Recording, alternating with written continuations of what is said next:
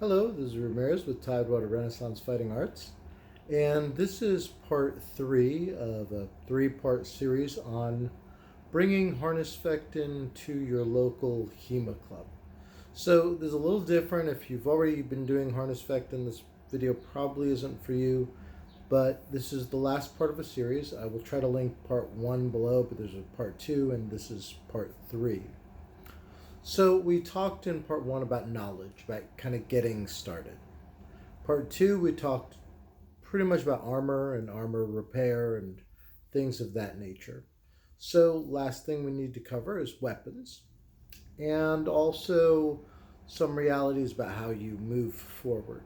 So I'm going to start with weapons, and while there are other weapons that might be used, the most common you will see training manuals for and also that you will see in tournament are going to be in kind of a size particular order will be daggers, swords, spears, and then poleaxes. Now, if you're starting out, let's start with the smallest and easiest first, daggers. Now, considering you may be in various stages of armament with you and other members of your club, you're probably not going to want to go to the most extreme thing first. It's actually very common to use a wooden waster. This one comes from Purple Heart Armory. And while there are nicer steel things you can get, if you don't have the right perf plate, some of the other options people will recommend are still capable of going through eye slits. This is a very large ball point. It's definitely not going to flex, but when you're dealing with armored combat, you don't need that. It's like the cold steel flexi daggers, not so much. You want something that'll clearly define if you're getting underneath a gorget or something. You want to be able to mark that or clearly that you're pressing in so that someone can feel it. You want to have something. And the wooden daggers are pretty straightforward. About $24, I think, on Purple Heart Armory. If you want something a little nicer, Darkwood does make a rondel for Harnischfecten. They do make them in various degrees of flex. I wanted to be the most safe, so this one actually has a fairly high degree of flex. But if you're pushing straight, they'll feel it. So this one, as I said, is thin. They do make some rather a stiffer version. They even make a more flexible version. Just when you contact Darkwood about getting one, just specify what your needs are. They don't come with a blunt. You have to put that on yourself, but they're all pretty handy. I don't know if they make scabbards. I made this one myself. I may actually be making another one because I found when I was practicing this did tend to get stuck. I've done some modifications. I'm hoping that those will help it draw out easier when it's on my belt when I'm actually fighting. The next thing is swords. Now you can obviously, one thing that you can do, especially early on, is just go with a wooden waster. So basically the sword version of this, and I know that Purple Heart does make those. When you're training, you don't really want to use a regular fetter that you would use for HEMA because of the flex, and HEMA fetters are not designed with Harnischfecten in mind. In other words, if you're doing a lot of half sorting, you don't know if the bend or even the potential to break might be different against armor because it really was meant for Blossfecten. Now, Purple Heart does have a Harnischfecten sword. This is kind of the gold standard as far as what you'll see if you do go to Deed of Arms or other Harnischfecten events. It is much thicker. If you get it, you would think, my God, I would never want to get hit with this in a HEMA tournament. It does have a little divot to where you would half sword, and the point, this is very stiff. This is not going to flex, and you kind of see how thick that is versus a regular fetter.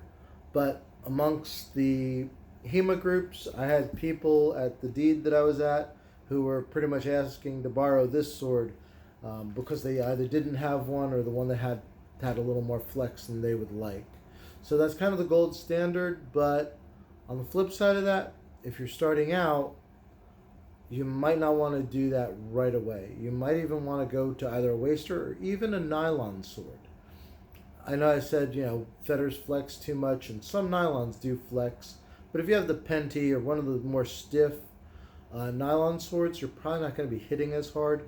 And probably you're going to want to learn calibration because you're probably starting with your friends or students. And you probably also don't want to get gacked with one of those big Harnischfecten swords by a new student aspiring to get into harness. So you might want to start, as I said, with wooden wasters, which you will see some people doing Harnischfechten with, even nylon, synthetic feathers. And then when you're ready to actually do a deed of arms or go up to that next level, do the Harnischfechten sword by VB that's sold through Purple Heart Armory. Now we're going to move on to spears. Now, I had an interesting experience. I had tried to get the Helgi spears, and the spearheads were just too flexible. I still plan to use them, and I will have a review out for them, but they wouldn't actually let me use them at the deed I was recently at, because when something flexes too much, it's hard for them to identify a scoring hit, because if it flexes and it's not hitting the actual chainmail or an unprotected part and it's just hitting plate, they're going to count it as it didn't affect them. Now you can, and I would recommend to start out, this is a 7-foot spear, I won't put it all on camera, by Purple Heart Armory.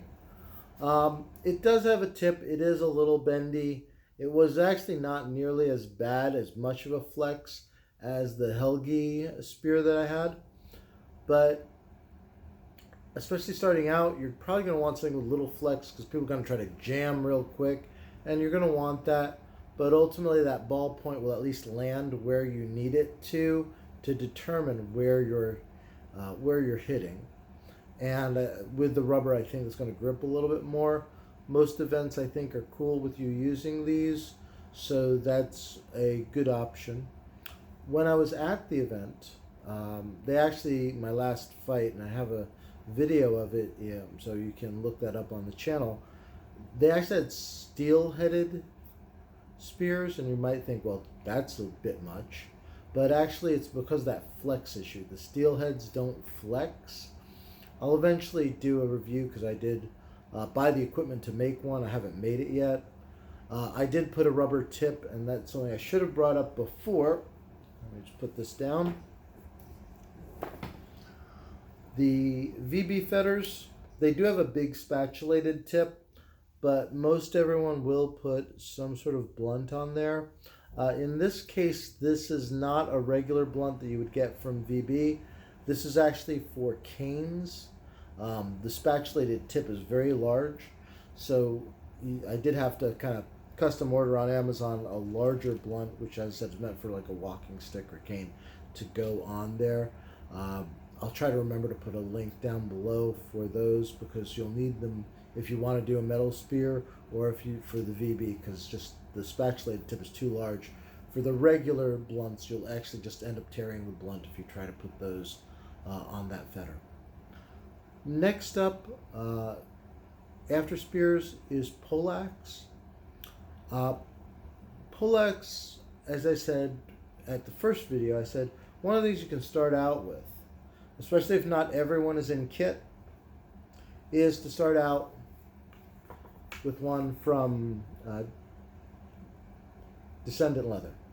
And these are big, they're wide, they're soft, and if you hit someone who doesn't have complete armor, this is going to be the most safe. Now, if you're doing full harness, this isn't enough.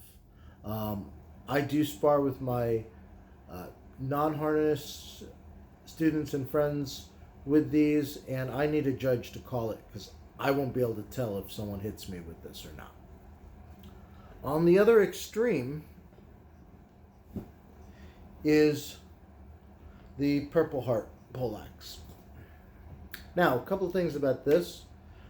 This is a really, really heavy, and it hits with a lot of force. So some harness events actually don't allow you to use these.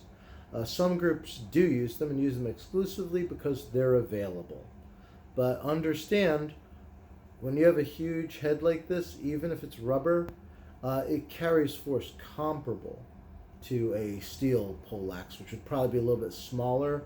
This is bigger, has more mass, and being hit with that with full strength, full force, may not be that different from being hit with a steel poleaxe. So some events don't allow you to use it, some will. My plan for this one, because I do have an alternative, is we have 3 of these at my club, is that I don't mind doing them for training, but we're not going to be sparring with these. Now that's not to say you can't, there are plenty of groups that do, but be aware that you may have to hold back a little bit on your power with these, because in terms of force and what they deliver, it's not that different from the real thing. Now obviously the top spike is the same as the spear on Purple Heart, so that's fine, but it's really hitting, because remember, this is a concussive weapon. It's designed to hit with force, and that's how you score points.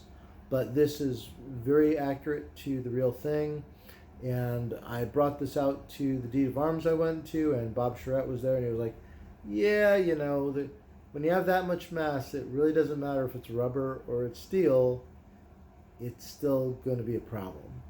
And I do agree with that, so it's something just to keep in mind. I think they are good for practice. I know a lot of different clubs do use them for Harnischfechten, but then you have to agree you're going to kind of power down. Lastly, and this is what I use, and I do have a review for these. It's not out yet. I've recorded it, but I haven't put it up on the channel. I will be doing that soon.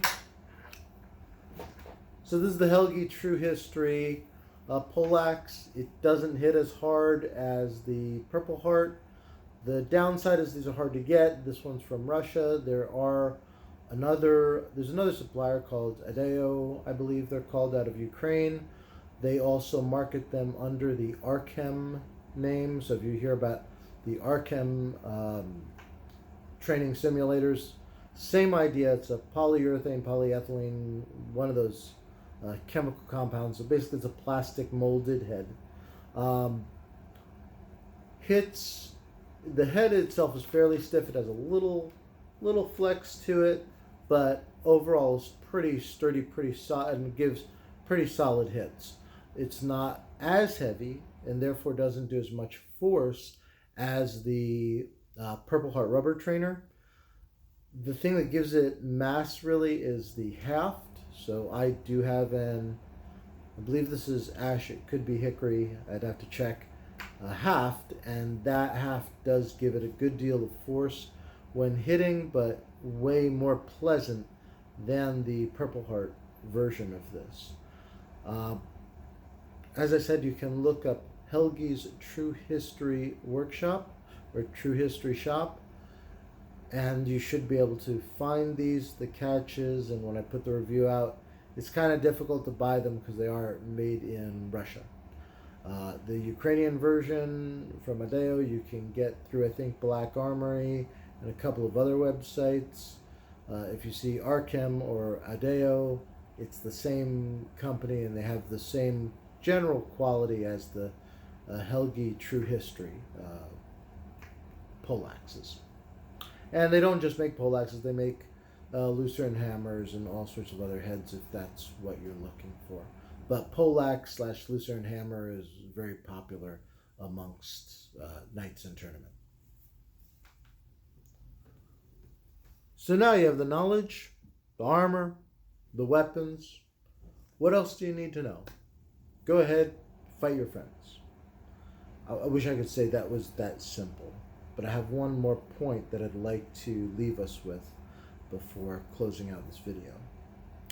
As you start training within your club, it is very worthwhile to either make it a point to go to a deed of arms or to go to another club that has an experienced Harnischfecten group.